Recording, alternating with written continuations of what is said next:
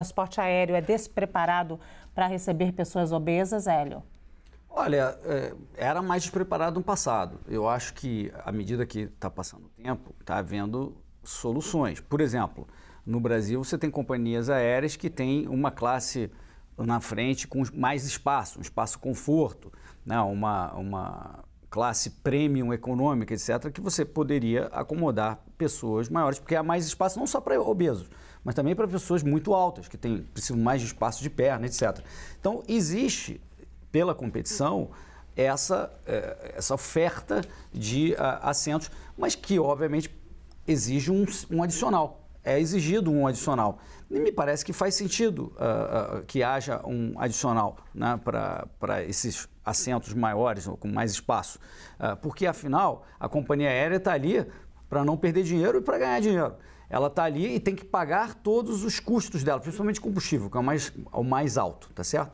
Então, se ela não consegue, né, vender os assentos, etc., porque está pegando 2 assentos para dar para obesos, por exemplo, ela está deixando de ter uma receita e esse custo vai ser repassado, Luciana, para os demais passageiros, né? Então, você pode até ter uma regra que acomode sempre obesos, mas você vai tornar a passagem mais cara para os demais. Então, não tem uma solução assim, mágica para os idosos. Agora, você pensar que não eu vi ali a notícia que... Obesos.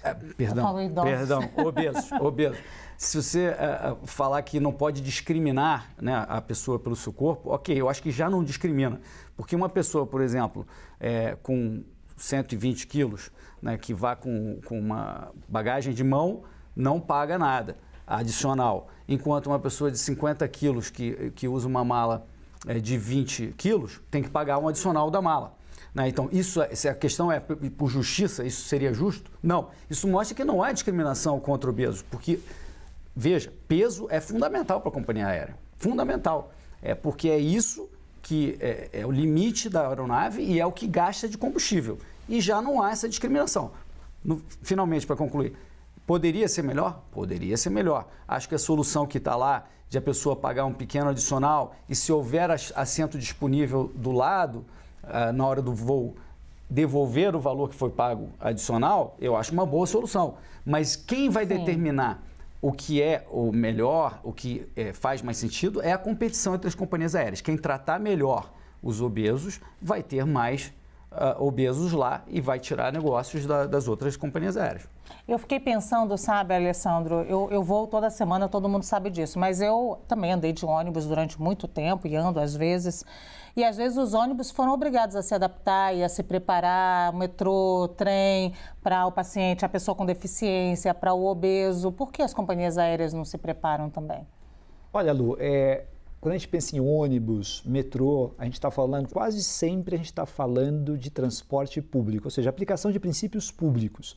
A ideia, portanto, de que aquela pessoa que é usuária do serviço, ela tem direitos. Aliás, eu me lembro, quando era criança, a Lu deve ter uma memória talvez similar à minha aqui, que eu pegava ônibus para ir ao colégio e tinha uma plaquinha bem na porta do ônibus, estava escrito assim, né? Direito do cidadão, dever do Estado. Era isso que era escrito. Hoje eu acho que não tem mais. Me lembro até há não muito tempo atrás, eu entrei no metrô aqui em São Paulo e veio uma voz ao fundo dizendo, prezado cliente, ou seja, eu deixei de ser um usuário, eu deixei de ser um cidadão e me tornei um cliente. Eu acho que o Hélio pega no ponto, e aqui respeitosamente eu discordo do Hélio, onde tudo parece mercado o tempo inteiro, ou seja, o mercado vai decidir, a racionalidade do mercado que vai segregar de maneira legítima porque existem diferenciações. Acontece, no entanto, que nós estamos falando aqui não de uma mala, não de um objeto, nós estamos falando de pessoas, estamos falando de características dessas pessoas. Pessoas que devem ser vistas, portanto, como cidadãs e com direitos. O que ocorre e o que não acontece no transporte público, e a Lu lembrou bem aqui, é que no transporte público você tem o princípio de acesso universalizado das pessoas como um direito. Se o meu direito vai ser permeado só pelo dinheiro, só pelo valor, eu tenho um problema, porque eu começo a segregar serviços, eu começo a dizer quem vai utilizar um serviço e quem não vai utilizar. Ou seja, isso já não é mais o plano do direito. Mas transporte público você paga.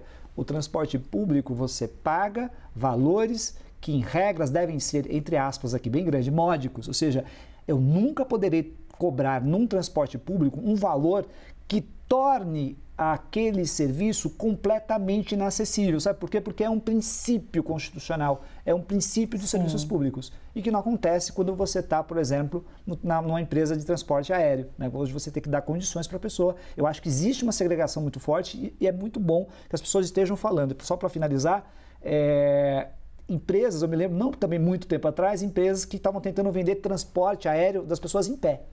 Ou seja, dinheiro, dinheiro, dinheiro o tempo inteiro, economia, economia, economia. Mas no meio da economia, no meio do mercado, existe uma coisa chamada direitos. Prometeram aquele capitalismo de bem-estar, né, Samanta? Mas cadê o bem-estar? Vai, Samanta. Bom, eu acho que a gente tem que ter uma posição aqui, digamos assim, intermediária. De um lado, você tem o direito das pessoas plus size de viajarem de avião e em boas condições. E do outro lado, a gente não pode esquecer o direito das companhias aéreas. Elas precisam ter lucros para se manterem. Eu acho que o Hélio colocou isso muito bem. De um tempo para cá, a gente sabe, como você colocou, que diminuiu o tamanho do assento, né, de 47 para 43 centímetros, o que causa até prejuízos na saúde das pessoas que usam o avião.